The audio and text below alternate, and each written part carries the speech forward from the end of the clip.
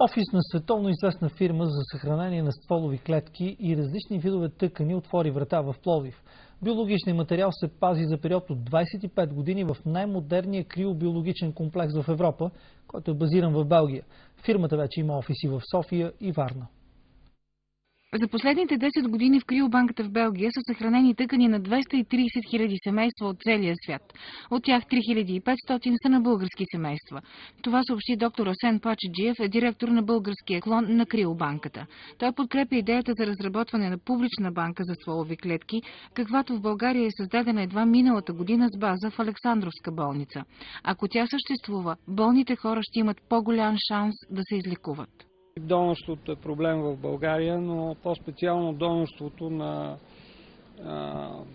остатъчна кръв от пъпна връв при раждането не е толкова популярно. Много малко бъдещи майки знаят колко ценен биологичен ресурс е тази кръв, която иначе се изхвърля. И нашия апел към младите двойки, които очакват дете, е: дарете или съхранете.